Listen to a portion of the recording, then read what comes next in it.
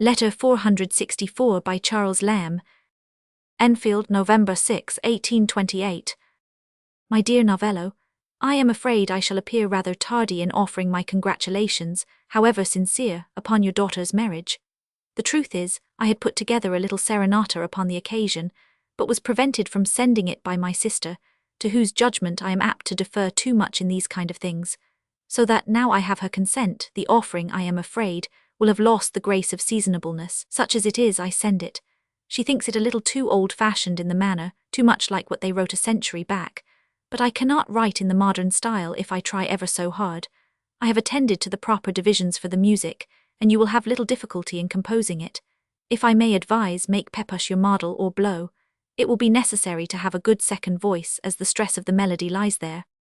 On the marriage of Charles Cowden Clarke, Esq., to Victoria, eldest daughter of Vincent Novello, Esq. Wake th harmonious voice and string, love and hymen's triumph sing, sounds with secret charms combining in melodious union joining, best the wondrous joys can tell, that in hearts united dwell. First voice, to young Victoria's happy fame well may the arts a trophy raise, music grows sweeter in her praise, and owned by her with rapture speaks her name. To touch the brave Caudenio's heart, the graces all in her conspire, love arms her with his surest dart, Apollo with his lyre.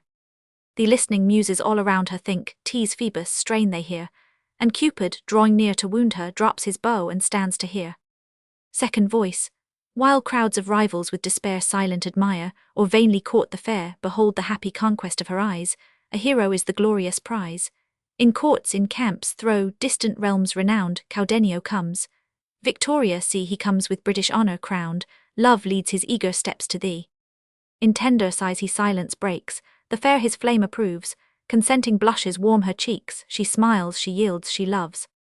First voice, now Hymen at the altar stands, and while he joins their faithful hands, behold, by ardent vows brought down, immortal conquered, heavenly bright, arrayed in robes of purest light, descends th auspicious rites to crown. Her golden harp the goddess brings, its magic sound commands a sudden silence all around, and strains prophetic thus attune the strings. First voice, the swain his nymph possessing, second voice, the nymph her swain caressing, first and second, shall still improve the blessing for ever kind and true, both, while rolling years are flying, love Hymen's lamp supplying, with fuel never dying, shall still the flame renew. To so great a master as yourself, I have no need to suggest that the peculiar tone of the composition demands sprightliness, occasionally checked by tenderness, as in the second air. She smiles, she yields, she loves. Again, you need not be told that each fifth line of the two first recitatives requires a crescendo. And your exquisite taste will prevent your falling into the error of Purcell, who at a passage similar to that in my first air, drops his bow and stands to hear, directed the first violin thus.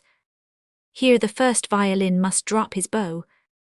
But besides the absurdity of disarming his principal performer of so necessary an adjunct to his instrument, in such an emphatic part of the composition too, which must have had a droll effect at the time, all such minutiae of adaptation are at this time of day very properly exploded, and Jackson of Exeter very fairly ranks them under the head of puns. Should you succeed in the setting of it, we propose having it performed.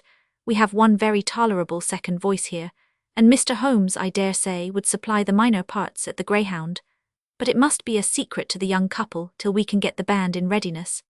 Believe me, dear Novello, yours truly, Enfield 6 Nov. 28. Mrs. Cowden Clarke remarks in her notes on this letter that the references to Purcell and to Jackson of Exeter are inventions. For Mr. Holmes, see note above. Here should come a letter from Lamb to Lamb and Blanchard, dated Enfield, November 9, 1828, thanking him for a book and dedication. Samuel Lamb and Blanchard, 1804–1845, afterwards known as a journalist, had just published through Harrison Ainsworth a little volume entitled Lyric Offerings, which was dedicated to Lamb. After Lamb's death, Blanchard contributed to the new monthly magazine some additional popular fallacies.